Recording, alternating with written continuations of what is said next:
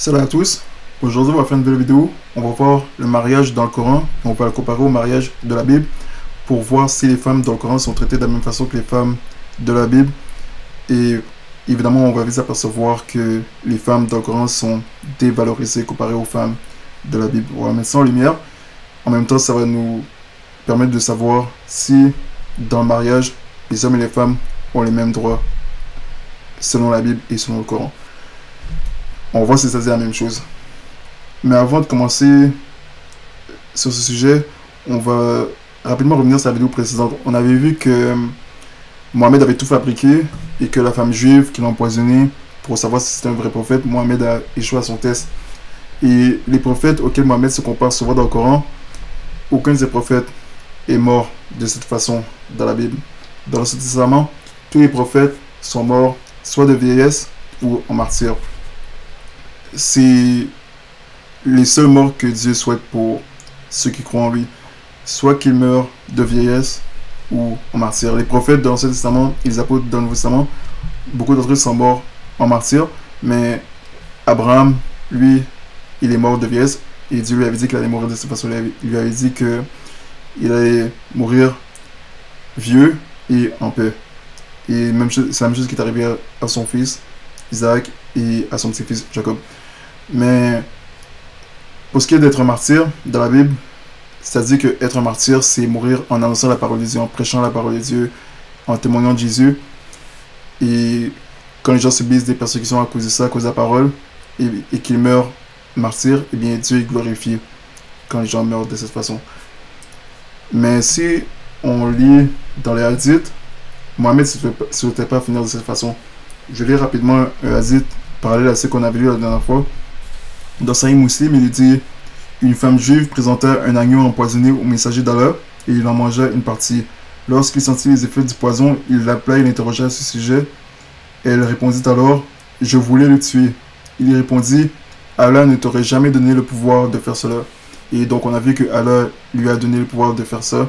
Et ça nous montre que Mohamed ne connaissait pas aussi bien son Dieu Allah qu'il voulait faire croire. Il dit dans une autre hadith, dans Sahih al-Bukhari: par celui qui laissait mon âme dans ses mains, j'aimerais être un martyr dans la cause d'Allah, puis ressusciter, puis être un martyr, puis ressusciter de nouveau, puis être martyr, puis ressusciter de nouveau et être martyr. Et quand il parle d'être martyr, ce qu'il veut dire par être martyr, c'est de mourir au champ de bataille en tuant ses ennemis, en se faisant tuer par ses ennemis.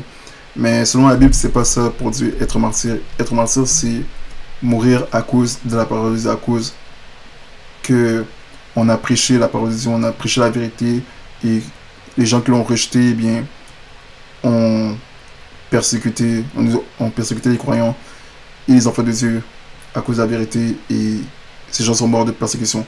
Donc mourir de persécution, c'est mourir en martyr pour Dieu de la Bible. Et aucun prophète de Dieu de la Bible meurt empoisonné. Jésus a dit que un des miracles qu'elle a accompagné ceux qui allaient croire en lui, c'est que si l'un d'eux se faisait empoisonner, le poison lui ferait aucun effet. Il serait immunisé contre le poison. Ça serait un miracle qu'elle accompagnait ceux qui allaient croire en lui. Et dans l'Ancien Testament, il y a un prophète qui est mort d'une maladie et quelques instants après, Dieu l'a ressuscité. Pour nous montrer que voilà, Dieu souhaite seulement que les gens meurent de vieillesse ou en martyr. Si c'est un serviteur de Dieu qui est appelé à un grand ministère, pour certaines personnes, Dieu avait dit qu'ils allaient mourir en martyr, mais pour la plupart des gens, Dieu désire que les gens meurent de cause naturelle, de vieillesse. Et donc c'est pas ce qui est arrivé pour Mohamed, et donc Mohamed n'a pas fini de la manière dont il le souhaitait. Et j'ai ça pour encore montrer à nos amis musulmans qui écoutent, qui doivent ouvrir les yeux pour laisser Mohamed où il est et croire en Jésus et être sauvé. C'est vraiment important. Le salut, c'est ce qui est le plus important. Passer l'éternité au ciel ou passer l'éternité en enfer. Donc, ce que j'ai tout dit par rapport à ça, donc ouais, j'avais oublié de dire ça dans la dernière vidéo, donc je vais juste revenir rapidement là-dessus pour clarifier encore ces choses. Maintenant, on va aller dans le Coran et on va aborder ce sujet important qui est le mariage. On va aller dans la sourate 5. Sourate 5, verset 5. Il est dit: vous sont permises Aujourd'hui, les bonnes nourritures vous est permise, la nourriture des gens du livre, et votre propre nourriture leur est permise. Vous sont permises les femmes vertueuses d'entre les croyantes, et les femmes vertueuses d'entre les gens qui ont reçu le livre avant vous. Il parle des juifs et des chrétiens. Si vous leur donnez leur malheur, avec contrat de mariage, non en débauché, ni en preneur d'amante. Et quiconque abjure la foi, alors vaine devient son action, et il sort dans l'au-delà du nombre des perdants. Donc, les gens qui ont reçu le livre avant vous, c'est les juifs et les chrétiens. Et donc, ce que Allah dit dans ce passage, c'est que les musulmans peuvent se marier avec des femmes juives et des femmes chrétiennes. Mais ça ne parle pas pour ce qui est des femmes musulmanes. Ça ne dit rien par rapport aux femmes musulmanes. Et donc, ce qui est arrivé, c'est que les érudits ont établi une loi et ont interdit aux femmes musulmanes de se marier avec un juif ou un chrétien. Seulement les hommes musulmans qui ont le droit de non seulement se marier avec une musulmane, mais aussi de se marier avec une juive ou une chrétienne. Mais pour les femmes musulmanes, ils ont interdit le mariage interreligieux, si on peut appeler ça comme ça. Et on voit que dans ce passage, ça ne dit pas non plus, nulle part dans le Coran, ça dit si la femme musulmane peut décider de se marier avec le musulman qu'elle veut. Parce que non seulement son choix est restreint, elle ne peut pas se marier avec un juif ou un chrétien vu que les érudits leur ont interdit ça. Mais et il ne se passe pas sur le Coran, encore nulle part dans le Coran ça dit qu'elle ne peut pas se marier avec un juif ou un chrétien. Mais nulle part dans le Coran non plus ça dit si elle peut choisir avec quel musulman elle se marie. Et donc en lisant le Coran, on comprend que les femmes sont données en mariage. Puisque ça dit dans un autre passage que les hommes musulmans et les femmes musulmanes ne peuvent pas se marier avec des polythéistes. Ça dit que les hommes ne doivent pas donner leurs femmes en mariage aux polythéistes. Et donc ça laisse comprendre qu'elles doivent seulement être données en mariage aux monothéistes. Mais ça ne dit pas si elles choisissent avec quel monothéiste elles peuvent se marier, contrairement aux musulmans. Et par là on comprend que les femmes musulmanes sont données en mariage. Et c'est pour ça qu'il y a beaucoup de mariages forcés qui se passent dans le monde musulman, dans les pays à majorité musulmans. Après, si on va rapidement dans la Bible, et après ça, on va aller dans les hadiths pour continuer à en savoir plus là-dessus. Je vais aller dans Corinthiens chapitre 7 pour voir si les femmes ont le droit dans la Bible de se marier avec qui elles veulent. Ça dit, Corinthiens chapitre 7, pour ce qui est des choses dont vous m'avez écrit, donc dans le chapitre c'est instructions sur le mariage, le célibat et les veuves, et c'est là que Dieu donne les instructions sur le mariage, pour ceux qui avaient des questions là-dessus, comment approcher ça. Donc il dit, pour ce qui est des choses dont vous m'avez écrit, il est bon à l'homme de ne point toucher de femme. Toutefois, pour éviter la fornication, que chacun ait sa propre femme, et que chaque femme ait son propre mari. Donc, par là on comprend que non seulement Dieu prescrit la monogamie, mais qu'il prescrit aussi aux hommes de choisir leur propre femme et aux femmes de choisir leur propre mari. Donc les femmes, dans la Bible, ont le droit d'avoir leur propre mari. Après, si on va dans l'Ancien Testament, on va voir si il dit la même chose. Il dit dans Nombre, chapitre 36 au verset 6, « Voici ce que l'Éternel a commandé quant aux filles de Tselophkhad. Elles se marieront à qui elles voudront. Seulement, elles se marieront dans quelqu'une des familles de la tribu de leur père. » Ce qui veut dire quelqu'un qui fait partie de son peuple, du peuple de Dieu.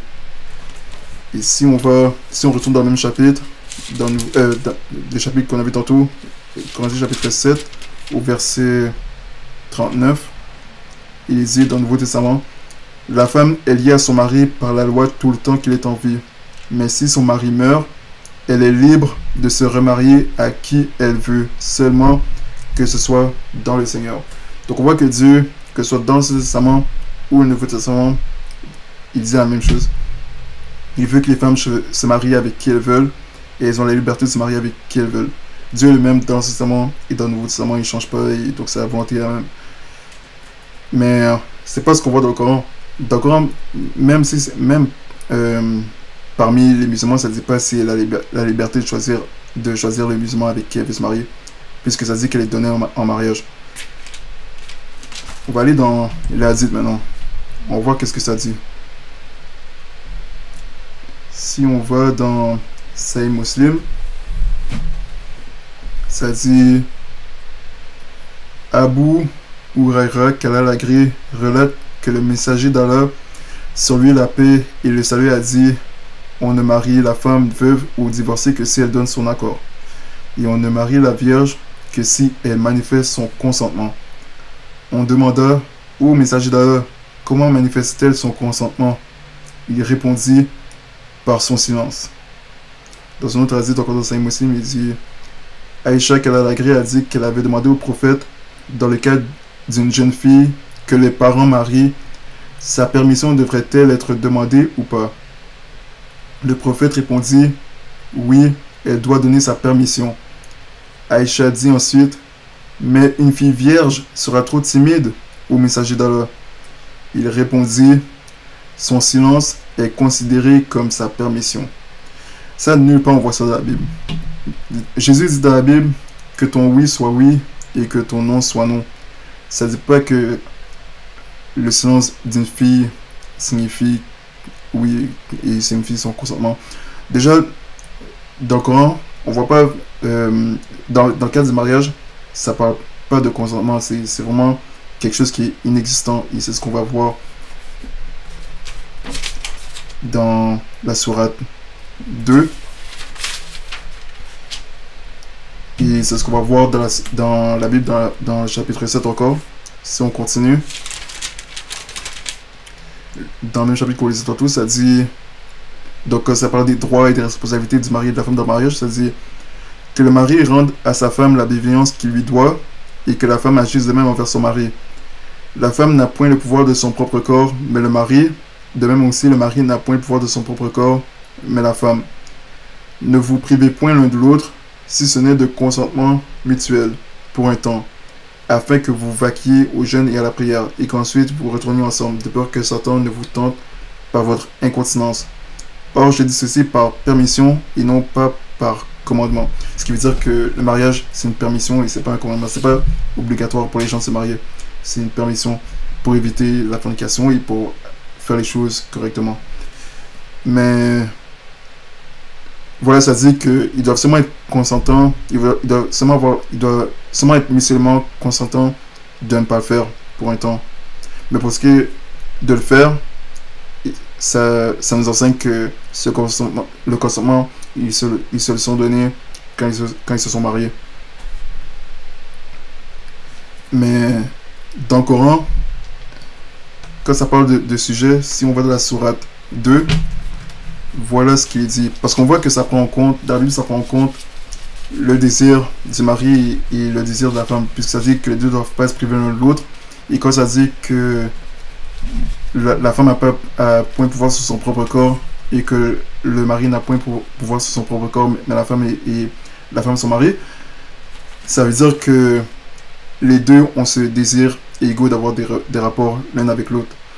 Et aussi que la femme ne devrait pas refuser d'avoir des rapports avec son mari et que le mari ne devrait pas refuser d'avoir des rapports avec sa femme, vu que ces deux ont ce même désir d'avoir des rapports l'un avec l'autre. Ils n'enseignent pas que le mari, l'homme, a un plus grand désir d'avoir des rapports intimes avec sa femme que la femme.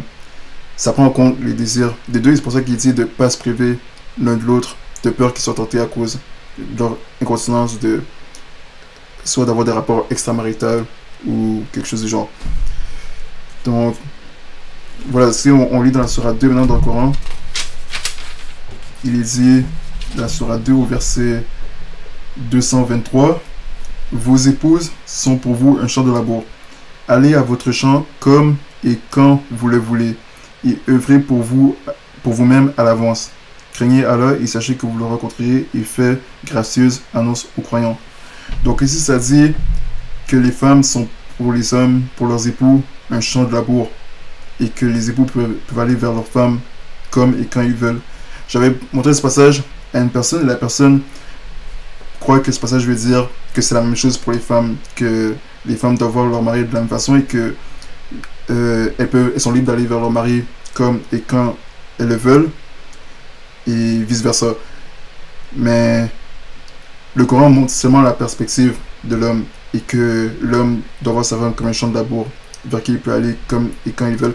Et donc, si on regarde le contexte historique dans lequel ce verset a été révélé, voilà ce que ça dit. Donc, dans Sunan Abu Daoud, il est dit, lorsque les Muhajirun, les immigrants musulmans, arrivèrent à Médine, un homme épousa une femme Ansar. Il a commencé à faire le même genre d'action avec elle, mais elle n'a pas aimé. Il lui a dit, on nous approche d'un côté, c'est-à-dire coucher sur le dos. Fais-le, sinon éloigne-toi de moi. Cette affaire s'est largement répandue et est arrivée à l'apôtre d'Allah. Alors Allah l'exalté a fait descendre le verset coranique. Vos femmes sont des champs de labour pour vous, allez à votre champ comme et quand vous le voulez. Donc ça veut dire que le contexte historique de ce passage nous fait comprendre que ce qu'Allah veut dire par là, c'est que l'homme peut aller vers sa femme comme et comment il le veut, quand et comme il le veut, et même s'il ne veut pas avoir des rapports avec lui ou de la façon qu'il va avoir des rapports avec elle, il a quand même le droit d'y aller et que son désir à elle a moins d'importance que son désir à lui. Donc ça ne dit pas du tout la même chose que dans la Bible. Ça dit que le mari a le droit d'aller vers sa femme comme il veut et l'utiliser, servir de son corps comme il veut, quand il le veut. Et il y a d'autres hadiths qui parlent de ça, où ça dit que si, par exemple, la femme refuse d'avoir des rapports avec son mari, les anges, durant la nuit, lui lancent des malédictions. Alors, nulle part dans la Bible, ça dit ça. Mais voilà, donc ce passage, ce qui pose problème, parce que voilà, ce verset, eh bien, amène des hommes à être abusifs avec leurs femmes et forcer leurs femmes à avoir des rapports avec eux. Et ça cause beaucoup de problèmes dans les pays à majorité musulmans. Et donc ça doit être dénoncé. Dans la Bible, Dieu dit jamais de faire ça. Parce que Dieu condamne la violence. Donc la violence est toujours négative dans la Bible, que ce soit dans l'Ancien Testament ou dans le Nouveau Testament. Et Dieu met toujours l'emphase sur le fait aux maris qu'ils doivent aimer leur femme et de ne pas s'irriter contre elle. Parce que voilà, leur femme ne sera pas parfaite. Et donc il va y avoir des situations où ils vont être irrités par leur femme, mais qu'ils doivent quand même aimer leur femme inconditionnellement. Je vais lire rapidement dans Éphésiens chapitre 5. On voit qu'est-ce qu'il dit. Éphésiens chapitre 5. Il dit, femmes, soyez soumises à vos propres maris comme au Seigneur, parce que le mari est le chef de la femme, comme aussi le Christ, le chef de l'Église, qui est son corps, dont il est le sauveur. Or, de même que l'Église est soumise à Christ, que les femmes le soient aussi à leur propre mari en toutes choses. Marie, aimez vos femmes comme aussi Christ a aimé l'Église et s'est livré lui-même pour elle, afin de la sanctifier et de la purifier en la lavant par l'eau de la parole, pour la faire paraître devant lui une Église glorieuse, sans tache, ni ride, ni rien de semblable, mais afin qu'elle soit sainte et irrépréhensible. C'est ainsi que les maris doivent aimer leurs femmes comme leur propre corps. Celui qui aime sa femme, c'est lui-même. Voilà ce que la Bible dit. Mais nulle part dans le Coran, ça parle de maris qui doivent aimer leur femme. Ça dit nulle part aux maris qui doivent aimer leur femme. Il y a un passage que certains musulmans vont citer où ça dit que Allah a mis entre vous la bonté et la tranquillité. Mais ce qu'il faut savoir, c'est que quand dans le Coran, ça dit que les maris doivent bien traiter leur femme et faire preuve de bon travail avec leur femme et tout ça, c'est toujours conditionnel. Alors que dans la Bible, c'est inconditionnellement. Même si la femme est pas correcte ou fait quelque chose de pas correct contre leur mari, le mari doit quand même les aimer, parce que ça peut être difficile d'aimer, plus difficile d'aimer sa femme quand la femme est désagréable que quand elle est agréable envers son mari. On va aller dans la sourate 4, parce que si je lis encore ce que ça dit dans, pas dans les hadiths, mais dans, il y a quelqu'un qui avait dit, il y a un musulman qui a fait une citation où il a dit, c'est contraire à l'islam d'empêcher les maris d'avoir des relations sexuelles avec leurs femmes, même s'ils n'ont pas leur consentement. Et voilà, à cause de ça, ça cause beaucoup de problèmes, où il y a beaucoup d'abus sexuels dans le monde musulman. Et ça, c'est quelque chose que la Bible condamne. On va ça dans la prochaine vidéo. On va parler d'abus sexuels et physiques dans le mariage. On va aussi en parler dans cette vidéo. Mais dans la prochaine vidéo, on va en parler plus en détail pour ce qui est de l'abus sexuel. Qu'est-ce que la Bible dit par rapport à ça.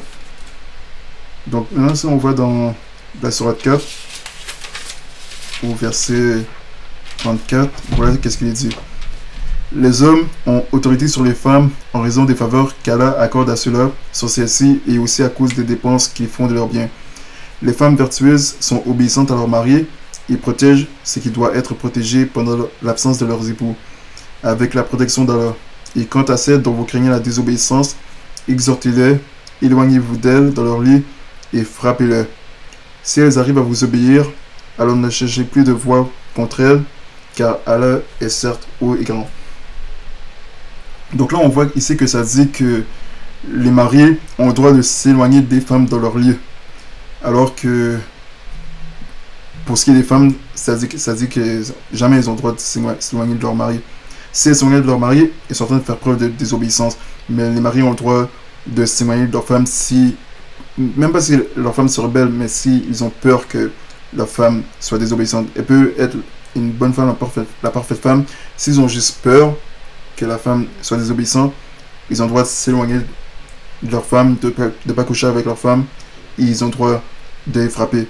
Et maintenant, pour ce qui est de la partie où ça dit frappez-le, beaucoup de musulmans vont croire à tort que c'est en train de dire de les frapper avec une brosse à dents ou avec un brin d'herbe, parce que dans le Coran, ça dit que Job avait frappé sa femme avec un brin d'herbe, et c'est faux, c'est jamais arrivé, parce que dans la réalité, si un mari est violent avec sa femme, il ne va pas penser à prendre une brosse à dents ou un brin d'herbe pour la frapper. C'est jamais ce qui arrive. Si on va dans le Coran, dans la sourate 38, voilà ce que ça dit. Nous avons dit, et prends dans ta main un brin d'herbe, et frappe avec, et ne rompt pas ton serment. En effet, nous l'avons trouvé patient, un excellent serviteur. En effet, c'était un homme qui revenait sans cesse en arrière vers Allah. Et donc, voilà un passage sur lequel les gens vont baser cette croyance comme quoi que un musulman doit frapper sa femme avec un brin d'herbe. Or, c'est jamais arrivé, puisqu'on vit dans la réalité. Si un mari a peur que sa femme se rebelle contre lui, ou sa femme est rebelle contre lui, ou qu'il craint que sa femme lui a été infidèle, la plupart du temps, ce qui arrive, c'est que l'homme devient violent et physiquement, il abuse de sa femme physiquement. C'est ce qui arrive. Et c'est ce qui se passe dans les pays à majorité musulmane. Le taux de violence domestique est très très élevé. Et quand vous lisez les articles, les témoignages, ils n'utilisent jamais de brosse à dents. Parce que voilà, on vit dans la réalité et c'est aussi dû à cause de la nature pécheresse des hommes. L'homme va être plus enclin vers la violence physique que voilà la violence comment les gens vont dire ça, ils vont les dire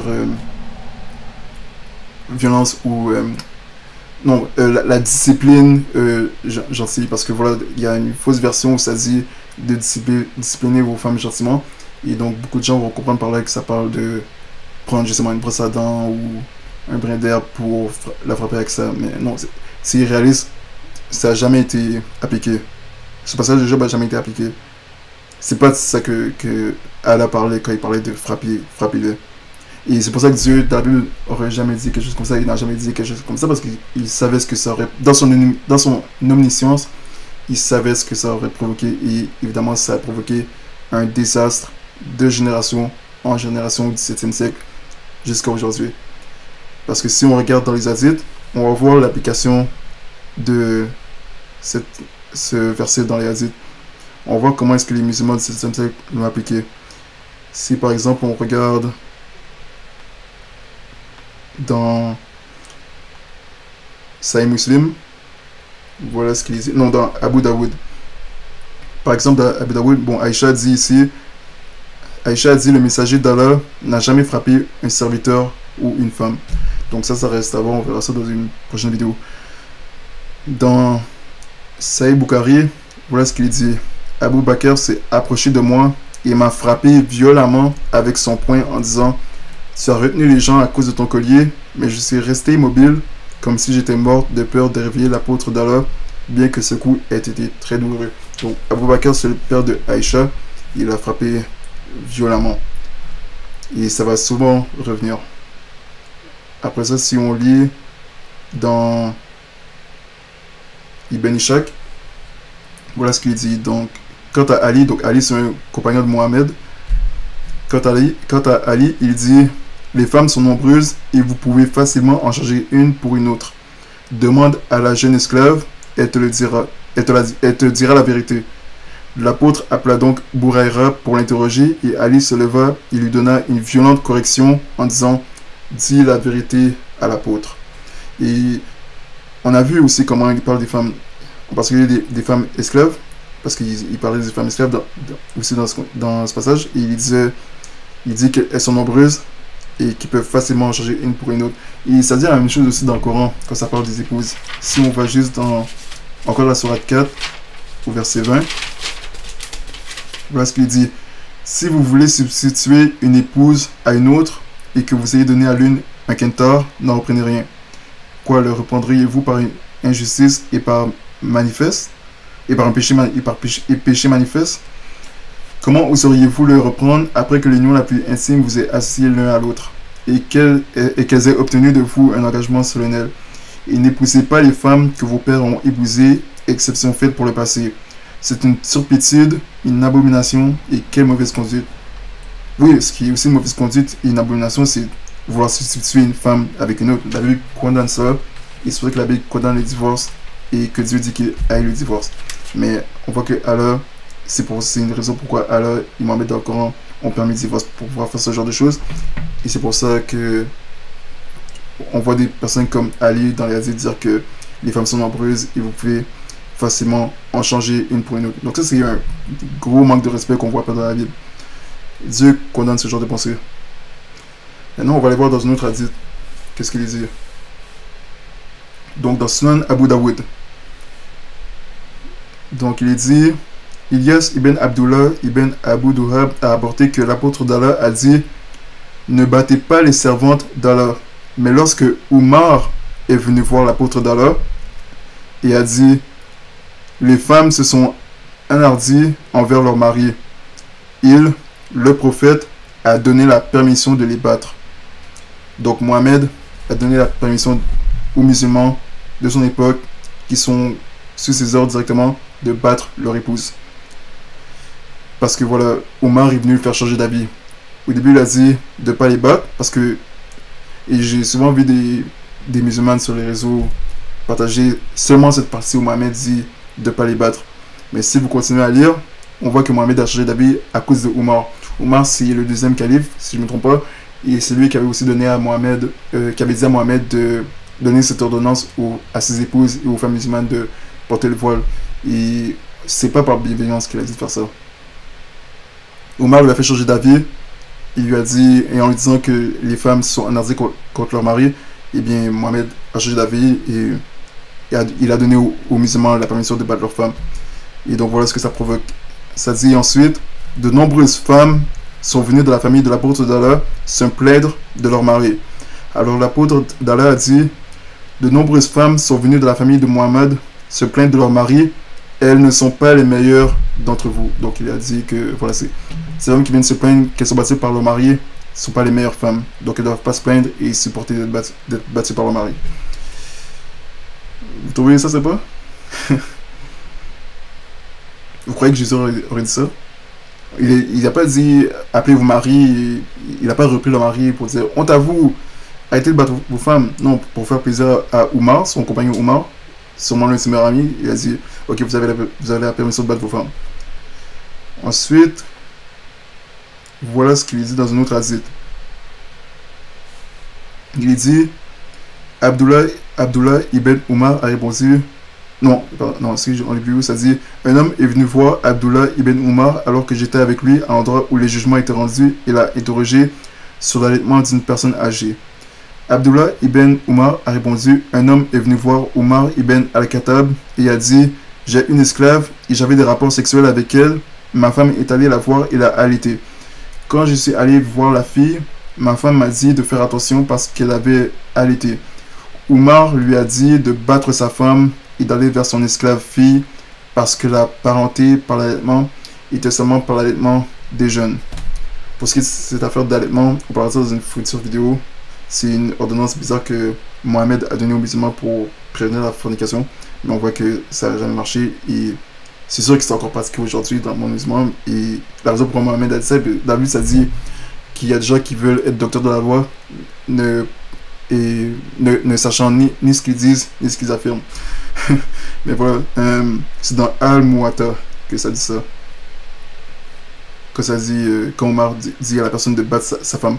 Parce que, voilà, on va voir dans une future vidéo, on va parler de ça encore plus, où Allah permet l'adultère, parce que voilà, il y a beaucoup de musulmans qui pensent que la fornication et l'adultère c'est interdit de l'islam, et c'est faux, c'est un autre péché que Allah permet. On avait vu dans la première vidéo que Allah permet le mensonge, il permet aussi la fornication et l'adultère. On verra ça encore plus en détail dans la prochaine vidéo. Après ça, dans une autre hadith, il dit dans Sunan Ibn Majah, il a été rapporté que Ashad ben Kaïs a dit: j'étais invité chez Omar une nuit, et au milieu de la nuit, il est allé frapper sa femme, et je les ai séparés. Lorsqu'il s'est couché, il m'a dit: oh Ashad, apprends de moi une chose que j'ai entendue du messager d'Allah. On ne doit pas demander à un homme pourquoi il bat sa femme. Il ne t'endort pas avant d'avoir prié le 8 heures. Et j'ai oublié la troisième chose. Donc on voit que Omar, il est non seulement violent, mais aussi ici, il dit, dans l'autre hadith, on a vu aussi qu'il dit à un homme d'aller battre sa femme parce que l'homme est en train de commettre l'adultère avec sa fille esclave. Parce que voilà, on va aussi voir que les musulmans à cette époque, quand ils allaient faire le djihad, ils prenaient des femmes et des filles captives. Et parmi ces filles, il y a aussi des filles adolescentes et plus jeunes encore qui prenaient captives. Ils avaient des rapports sexuels avec elles. Et Omar a dit, vu que leurs femmes étaient évidemment naturellement jalouses de ça, et bien Omar a dit à ses hommes: battez vos femmes si vos femmes vous empêchent d'avoir des rapports sexuels avec vos femmes ou vos filles esclaves que vous avez pris comme esclaves. Bon, on parlera de ça plus en détail dans la prochaine vidéo de les femmes et les filles esclaves.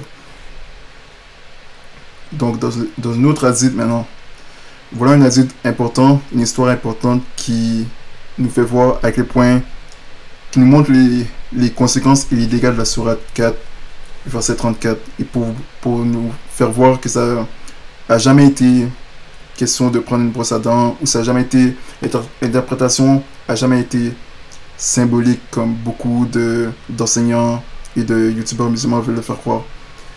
Donc voilà ce qu'il dit. Narrateur Ikrima: Rifa a divorcé de sa femme. Donc c'est dans Sahih al-Bukhari. Rifa a divorcé de sa femme, après quoi Abdurrahman l'a épousée. Aïcha a dit que la dame est venue portant un voile vert et s'est plainte à elle, Aïcha. Il lui a montré une tache verte sur sa peau causée par les coups. C'était l'habitude des dames de se soutenir mutuellement. Donc quand le messager d'Allah est venu, Aïcha a dit: je n'ai vu aucune femme souffrir autant que les femmes croyantes. Regarde, sa peau est plus verte que ses vêtements. Donc Aïcha fait savoir que à cette époque, au 6e siècle, elle a vu aucune femme souffrir plus que les femmes croyantes en Arabie, à Médine. Donc les femmes croyantes souffrent plus que les femmes non croyantes, que les femmes non musulmanes, c'est-à-dire juives, chrétiennes et politistes. Et pourquoi? Eh bien, à cause de la sourate 4 verset 34. Et en passant, pour la sourate 4 verset 34, ce verset a été révélé, le contexte dans lequel ce verset a été révélé, c'est ce qui se passait, c'est que une femme était giflée par son mari, et donc elle est allée voir son père, et son père a dit: ok, on va aller voir Mohamed. Et Mohamed, quand la femme est venue se plaindre de ça, Mohamed a dit: ok, tu veux rétaliation, tu veux justice, d'accord, t'auras rétaliation pour ce qu'il t'a fait. Et ce qui est arrivé, c'est que tout de suite après, pendant qu'il est en train de parler avec la femme, il est arrivé, il a dit: oh, j'ai un nouveau verset coranique m'a été descendu. Je voulais quelque chose, je voulais une chose, mais Allah a voulu différemment. Et donc, Allah m'a révélé ce verset que les hommes ont autorité sur leurs femmes et que s'ils craignent des désobéissances, battez-les et tout ça. Donc, c'est dans ce contexte que ce passage a été révélé, la sourate 4, verset 34, où une femme était giflée par son mari au visage. Parce que certains musulmans vont vous dire que oui, le mari a le droit de frapper leur femme, mais pas au visage. Mais le contexte dans lequel le passage a été révélé, Allah l'a descendu dans ce contexte comme quoi une femme était giflée au visage. Et il a fait descendre ce passage à Mohamed pour dire que non, je veux que les hommes giflent leurs femmes et battent leurs femmes, y compris au visage, s'ils craignent désobéissance de leur part. Et en vérité, c'est Mohamed qui voulait ça, parce que Allah est l'émotion de Mohamed. C'est-à-dire que Mohamed a créé à son image. C'est pas le vrai Dieu, c'est pas le Dieu de la Bible. Parce que le Dieu de la Bible condamne la violence dans toute la Bible. Donc après, il dit, quand Abdurrahman apprit que sa femme était allée voir le prophète, il vint avec ses 2 fils d'une autre femme. Donc la personne était polygame. La personne avec qui la femme s'est mariée, son deuxième mari, est polygame. Elle dit, par Allah, je ne lui ai fait aucun mal, mais il est impuissant, il m'est aussi inutile que ça. En tenant et en montrant la frange de son vêtement, Abdurrahman dit, par Allah, ô messager d'Allah, elle a dit un mensonge. Je suis très fort et je peux la satisfaire. Mais elle est désobéissante et veut retourner à Rifa, donc son ex-mari Rifa. L'envoyé d'Allah lui dit, si telle est ton intention, sache alors qu'il était interdit de te remarier avec Rifa, à moins qu'Abdurrahman n'ait eu des rapports sexuels avec toi. Le prophète vit 2 garçons avec Abdurrahman et lui demanda, est-ce que ce sont tes fils? Sur ce, Abdurrahman répondit, oui.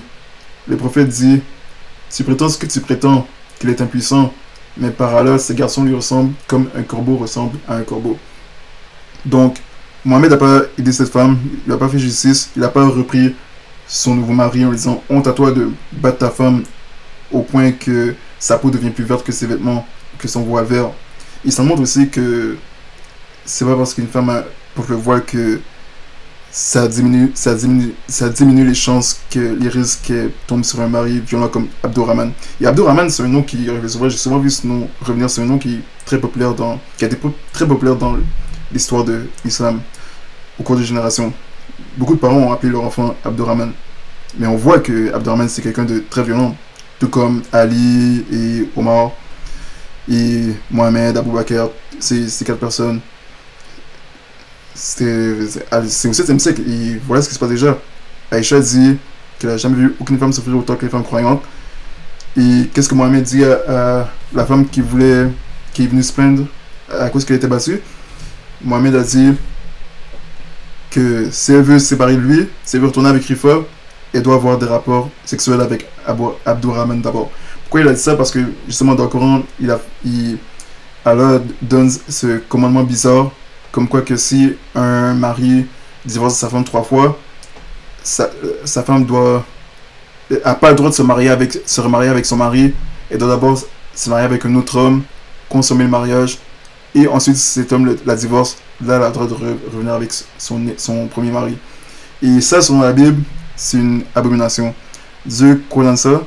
Dieu dit si un homme se marie avec une femme et que sa femme le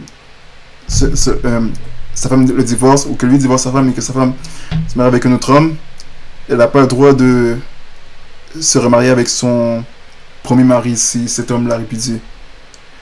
Je vais le lire rapide, on va le lire rapidement, c'est dans Deutéronome. Donc, Deutéronome, c'est dans le Levitique ou dans Deutéronome?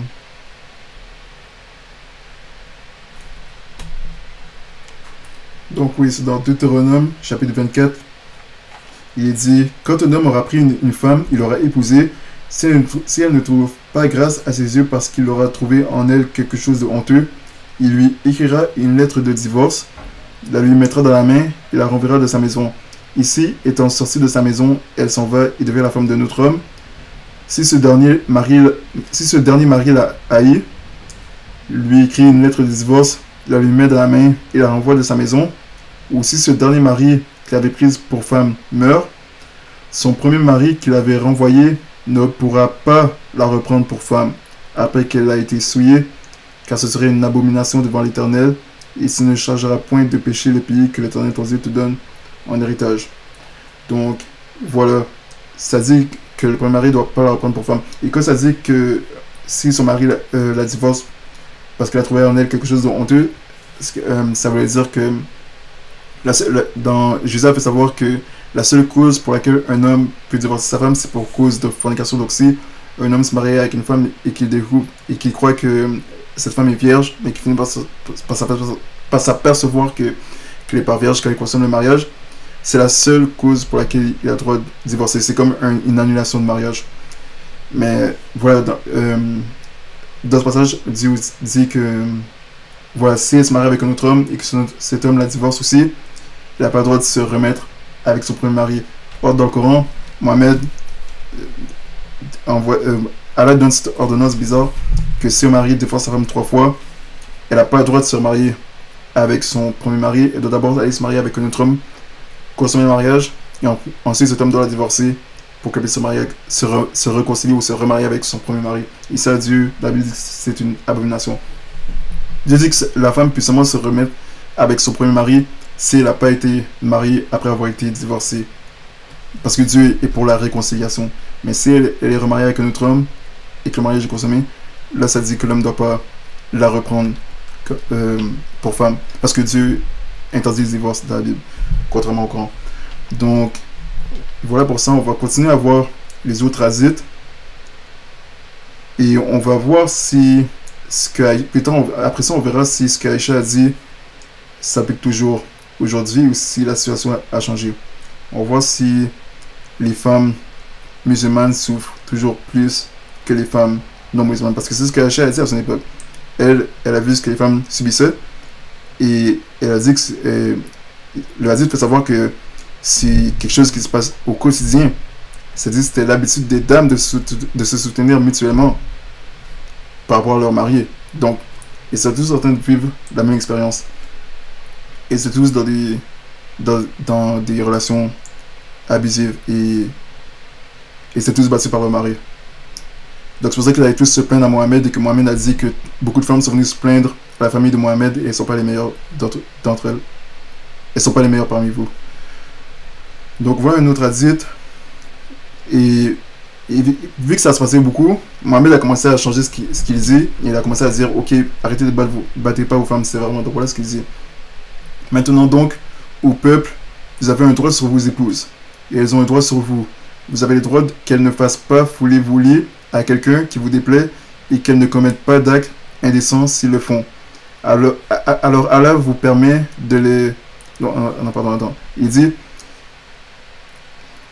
Donc il dit, vous avez le droit qu'elles ne fassent pas fouler-vouler à quelqu'un qui vous déplaît et qu'elles ne commettent pas d'actes indécents.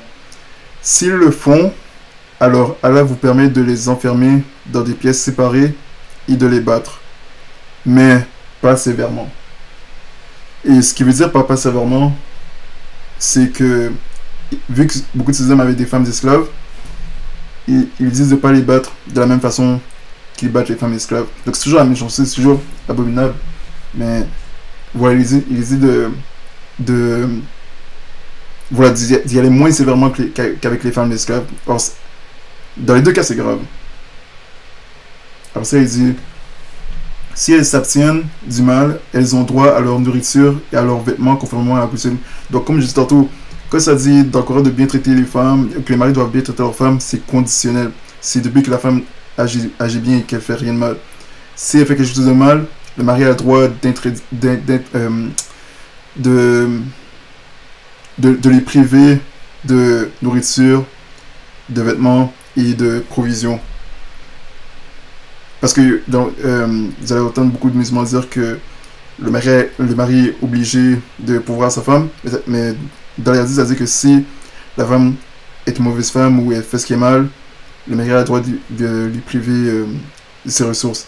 Et il y a un autre hadith, non pas un autre hadith, mais il y a d'autres érudits qui ont publié certaines citations où ils ont dit que si la femme refuse d'avoir des rapports avec son mari, le mari a le droit de refuser de pourvoir financièrement à sa femme. Donc on voit là que la dynamique dans le mariage dans le Coran c'est transactionnel comparé à la Bible où c'est pas transactionnel. Dans le Coran c'est transactionnel. Si je fais ça pour toi et tu fais ça pour moi et si tu fais ça pour moi, eh bien je vais pas faire ça pour toi et donc c'est vraiment conditionnel et c'est pour ça qu'il y a le droit de divorce. Après ça, voilà ce qu'il dit. il dit, traitez bien les femmes. Et on a vu que voilà, c'est conditionnel quand il dit ça. Voilà ce qu'il dit. Traitez bien les femmes, car elles sont comme des animaux domestiques chez vous et ne possèdent rien pour elles-mêmes. Vous ne les avez prises que comme une confiance d'Allah et vous avez rendu licite la jouissance de leur personne par la parole d'Allah. Alors comprenez et écoutez mes paroles au peuple. Donc là on voit que Mohammed compare les femmes à des animaux domestiques et on va voir que ça va revenir aussi par après. Dans un autre hadith, dans Sunan Abu Daoud, voilà ce qu'il dit. Craignez Allah au sujet des femmes, car vous les avez placées sous la protection d'Allah, et vous avez le droit d'avoir des rapports avec elles par la parole d'Allah.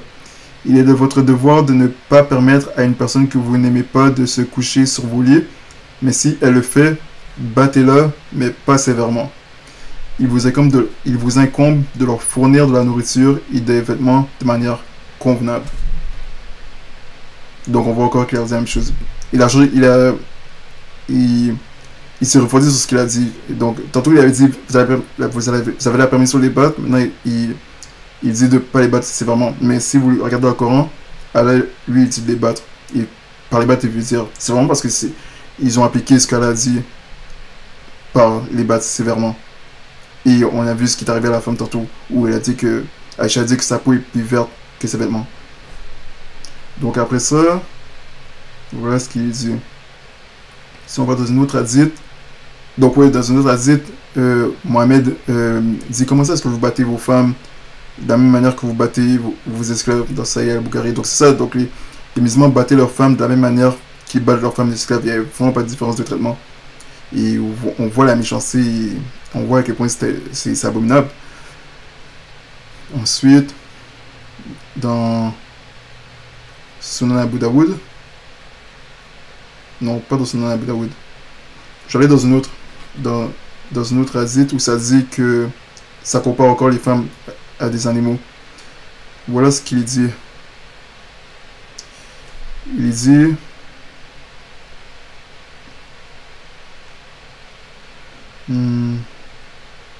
non, je vais revenir là-dessus tantôt. Dans le hadith ici de Sahih Bukhari, il dit rapporté par Oussama Ben Zaïd, le prophète a dit « Après moi, je n'ai laissé aucune affliction, fitna, entre parenthèses, plus nocive pour les hommes que les femmes. » Donc on voit que là encore, il est en train de insulter les femmes. Si on regarde dans une autre hadith, ça dit ici « Mettez des injonctions sur les femmes avec bonté, car elles sont prisonnières. Et vous n'avez aucun contrôle sur leur personne. Vous ne les avez prises qu'en dépôt de Dieu et vous avez la jouissance de leur personne par les paroles de Dieu.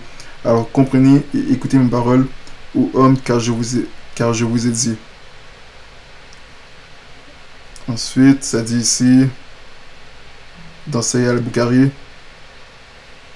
non, dans At-Tabari, ça dit « Traitez bien les femmes, car elles sont comme... » Ah, ça on l'a déjà vu, ça dit encore la même chose. Ça dit dans une autre hadith, ça dit encore la même chose. Ça dit « Traitez bien les femmes, car elles sont comme des animaux domestiques avec vous. Ils ne possèdent rien pour elles-mêmes. » Et ici, comme on l'a vu tantôt, ça compare encore les femmes à des animaux. Ça dit ici, Aïcha a rapporté les choses qui annulent les prières ont été mentionnées devant moi. Ils ont dit, la prière est annulée par un chien, un âne et une femme. S'ils passent devant les gens qui prient, j'ai dit, vous avez fait de nous, c'est-à-dire des femmes, des chiens. Donc, Aïcha, ça veut dire des gens qui comparent les femmes musulmanes à des chiens. Encore, on voit encore la même chose ici. Aïcha a rapporté, ce n'est pas bien que vous ayez fait de nous, les femmes, des égaux aux chiens ou aux ânes. Donc, les musulmans de l'époque comparaient les femmes à des chiens. Donc, vous voyez la méchanceté.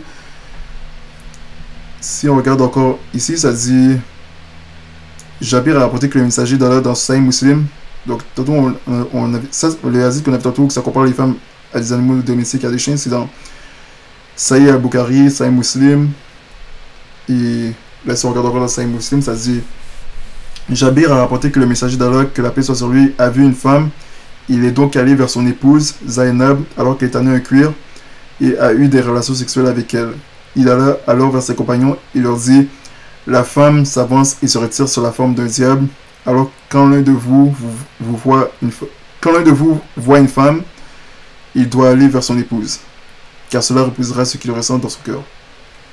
Donc Mohamed était dehors, il a vu une femme, il a convoité la femme dans son cœur, et donc il a couru vers sa femme Zainab pour satisfaire sa convoitise, ses convoitises charnelles avec sa femme Zainab. Et donc, à cause de ça, il a dit que la femme, sa voix se retire sur la forme d'Isab. Donc là, il est en train de diaboliser les femmes et de dire que, voilà, elles sont un objet, un instrument de convoitise que le diable utilise pour provoquer les hommes à la convoitise. Et encore, c'est de la méchanceté.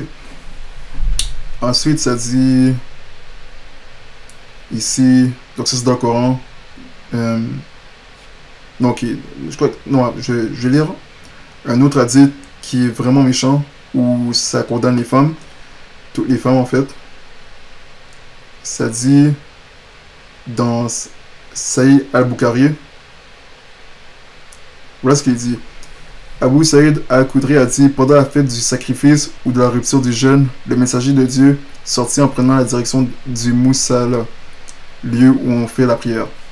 De passage devant les femmes, il leur dit: ô femmes, faites l'aumône, car j'ai vu que vous formiez la majeure partie des gens du feu. Et pour quelle raison, messager de Dieu? Demandèrent-elles. C'est que vous exagérez à maudire et vous méconnaissez le droit du compagnon, ingrate envers vos maris. Entre parenthèses. À part vous, je n'ai vu d'être plus déficient je n'ai jamais vu d'être plus déficient en intelligence et en religion que vous. Et qui peut mieux faire perdre l'esprit d'un homme ferme, sensé et prudent? En quoi réside notre manque de religion et de raison au message des yeux? C'est ça que les femmes répondent.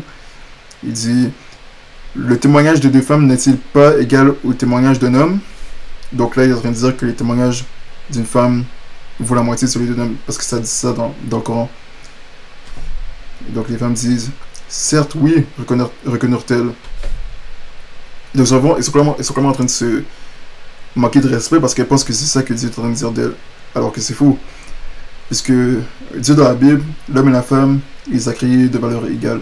Ça dit dans l'Ancien Testament, dans la Genèse, que quand Dieu a créé l'homme et la femme, que quand il a vu qu'est-ce qu'il a créé, il a vu que ce qu'il a créé était bon. Et donc l'homme et la femme de la Bible sont de valeur égale, même s'ils sont différents, sont de valeur égale et leurs rôles sont d'une importance égale. Et donc voilà qu'est-ce que Mohamed dit. Il dit que donc quand les femmes disent quand Mohamed leur dit que le témoignage de deux femmes est égal au témoignage d'un homme et que les femmes reconnaissent qu'elles disent oui, Mohamed dit: c'est la déficience de son intelligence. C'est à cause de la déficience de son intelligence. De plus, la femme, lorsqu'elle a ses menstrues, n'abandonne-t-elle pas la prière et le jeûne? Certes, oui, cela tient du manque de religion. Donc, Mohamed dit que la raison pourquoi la majorité des femmes vont en enfer, il dit que c'est à cause de leur déficience la déficience de leur intelligence et à cause de leur menstruation. Donc, elles sont condamnées en enfer pour des raisons pour lesquelles elles n'ont aucun contrôle. Et il dit que que Allah, qui est le Dieu de Mohamed, il les a créés avec une déficience d'intelligence. Or, nulle part on voit ça dans la Bible. Dans la Bible, ça dit qu'il y a des femmes stupides, mais ça ne dit pas que toutes les femmes sont stupides ou que les femmes sont nées déficientes mentalement ou avec une déficience d'intelligence. Mais Mohamed dit ça parce qu'il veut trouver une raison de pouvoir condamner les femmes. Et donc, il les condamne à cause de leur menstruation, à cause de leur déficience et à cause qu'elles sont ingrates envers leur mari. Et il y a plein d'hadiths parallèles à celui-là. Il y a un autre hadith où il dit la même chose, où ça dit aux femmes: faites l'aumône car j'ai vu que la majorité des habitants de l'enfer étaient vous, des femmes. Les femmes ont demandé: ô apôtre d'Allah, quelle en est la raison? Il répondit aux femmes: vous maudissez fréquemment et êtes ingrates envers vos maris. Je n'ai vu personne de plus déficient en intelligence et en religion que vous. Aux femmes, certaines d'entre vous peuvent égarer un sage prudent. Puis il est parti. Donc ça, c'est la chose la plus méchante qui a jamais été dit, parce qu'il condamne des milliers et des milliers de femmes en enfer. Il a condamné des milliers de femmes au travers de la génération en enfer. Il leur a fait croire que la raison pourquoi ils vont en enfer, c'est à cause qu'elles sont déficientes mentalement et à cause de leur menstruation. Quelque chose dont elles n'ont aucun contrôle. Et pour montrer que c'est Mohamed qui est en train de se faire Dieu dans le Coran et qui décide qu'il va au ciel et qui va en enfer, alors qu'il n'est pas en train de décider ça, puisqu'il a dit que lui-même il va en enfer et que lui-même il ne savait même pas s'il allait au ciel ou en enfer, mais il a fini par se condamner en disant que lui-même il allait aller en enfer. Il condamne même les bébés dans les hadiths et dans le Coran. Parce qu'il y a cette doctrine de prédestination, comme quoi que Allah a prédestiné des gens pour aller au ciel et des gens pour aller en enfer. Et dans les hadiths, il va plus en détail dans cette fausse doctrine, en disant que des bébés peuvent aller en enfer, puisque Allah a créé des gens pour aller au ciel et des gens pour aller en enfer. C'est la méchanceté, c'est abominable. C'est pour ça que vous devez arrêter d'écouter ce qu'il dit et de rejeter ce faux évangile, ces fausses croyances, ces mauvaises croyances, et lire la Bible pour savoir ce que Dieu pense vraiment des femmes. Ensuite, qu'est-ce qu'il dit ici? Donc, c'est un autre hadith où Mohamed dit que si une femme dirige un pays, ce pays ne va pas prospérer, réussir. Et encore, il y a les autres hadiths où il dit encore que les femmes vont en enfer. Il dit ici, rapporté par Ibn Abbas, le prophète a dit: on m'a montré le feu de l'enfer et que la majorité de ses habitants étaient des femmes ingrates. Il a été demandé: est-ce qu'ils mécroient à Allah ou sont-elles ingrates envers Allah? Il répondit: elles sont ingrates envers leur mari et sont ingrates pour les faveurs et les bonnes actions qui leur sont faites. Et donc, on a vu dans l'autre hadith, c'est-à-dire que la raison pourquoi elles sont ingrates, c'est pour la raison pour laquelle elles n'ont aucun contrôle, à cause qu'elles sont déficientes mentalement, et à cause que leur témoignage vaut la moitié de celui d'un homme. Des choses pour lesquelles, selon lui, elles n'ont aucun contrôle, puisque selon lui, c'est Allah qui les a créées de cette façon. Donc vous avez vu l'injustice et l'abomination et le décret de l'hérésie. Donc, encore, c'est clair qu'il n'y a pas beaucoup de femmes catholiques ou non musulmanes qui se convertissent à l'islam. Il faut vraiment bien savoir vanter l'islam pour qu'une femme puisse se convertir à l'islam. Mais évidemment, la plupart des femmes musulmanes sont musulmanes parce qu'elles sont nées dedans. Il y en a qui vont dire qu'elles sont musulmanes par choix, mais c'est vraiment plus par ignorance, parce que on va pas leur montrer ces passages. C'est pas des informations qui vont être exposées quand on va essayer de leur vanter l'islam et dire à quel point l'islam dit des bonnes choses sur les femmes et exalte la femme. C'est absolument fou. Ça, j'ai jamais cru. Donc, est-ce qu'il y a d'autres hadiths qu'on peut voir? Je crois qu'on a fait le tour. Et je crois que ce que je voulais vraiment montrer, c'est que voilà, que dans la Bible, c'est vraiment la Bible qui exalte les femmes, alors que le Coran vraiment les rabaisse et bafoue l'honneur des femmes. Même si la femme est une bonne femme, ça dit quand même que le mari a le droit de les battre. Et c'est pour ça que toute femme musulmane qui écoute cette vidéo devrait rejeter l'islam et se dire que non, hors de question que je perds mon âme pour cette religion, hors de question que j'aille passer l'éternité en enfer pour une personne qui m'insulte et qui m'envoie en enfer pour des raisons pour lesquelles je n'ai aucun contrôle. Et ça montre encore que Allah est un Dieu injuste, qui n'est pas le Dieu de la Bible, que c'est pas lui qui a amené l'évangile, l'Ancien Testament. C'est un Dieu que Mohamed s'est inventé pour pouvoir condamner les gens qu'il n'aime pas. Et on voit le mépris qu'il a pour la femme en lisant ces hadiths. Il fallait les voir sur internet, c'est dans Sahih Muslim, Sahih Al-Bukhari. Vous pouvez trouver ces hadiths, et je crois pas que c'est des hadiths que les imams vont vous montrer. Et quand on va leur demander des explications pour ces hadiths, ils vont dire que voilà, ils vont toujours, même si c'est des femmes musulmanes qui essaient d'expliquer ces hadiths, ils vont toujours donner ces mêmes explications où ils vont vous rentrer dans cette gymnastique mentale où ils vont essayer de dire que oh, ben voilà, les femmes à cause de leurs émotions, voilà ce qui arrive, tout ça, ça entraîne à faire ci, ça, et donc ils sont toujours en train de dire que ils sont encore en train de dire la même chose que Mohamed dit, et que la majorité des femmes, la majorité des musulmanes vont aller en enfer à cause de leurs émotions, et donc à cause qu'elles sont des femmes et pour des raisons pour lesquelles elles n'ont aucun contrôle. Et donc évidemment c'est faux, fausse doctrine, c'est une hérésie. Et si une femme va en enfer, c'est parce qu'elle a rejeté Jésus, qu'elle n'a pas cru en Jésus et qu'elle a préféré croire en Mohamed et aller en enfer pour Mohamed, parce qu'elles aiment Mohamed et elles aiment se faire manquer de respect, se faire insulter. Et donc si vous êtes musulman et vous écoutez cette vidéo, connaissez votre valeur, rejetez Mohamed, ça ne vaut pas la peine d'aller en enfer pour lui. Venez à Jésus. Jésus exalte les femmes, il a toujours pris la défense des femmes, il est pas dans à les insulter. Il a sauvé la femme adultère. Mohamed, il a ramené la lapidation pour l'adultère, alors que Jésus, quand les hommes religieux voulaient lapider la femme adultère qu'ils ont piégée, Jésus a dit à la femme qui ne la condamne pas, va ne pêche plus. Mohamed aurait dit de lapider, puisqu'il a ramené la lapidation des femmes. Et justement, la raison pourquoi, c'est parce qu'il voulait justement voir des femmes se faire lapider. Donc, voilà pour cette vidéo. J'espère que ça vous aura édifié. On va faire une autre vidéo sur les captives, les esclaves sexuels qu'on voit dans le Coran. Ça va être la sourate 424. On va adresser cette sourate et on va exposer cette sourate à la lumière de la Bible pour savoir qu'est-ce que la Bible dit par rapport à ça, parce que voilà, c'est un sujet important aussi et c'est important de mettre ces choses en lumière. Donc, moi je vous dis à bientôt, soyez bénis. Si vous avez des questions, n'hésitez pas. À bientôt et soyez bénis abondamment.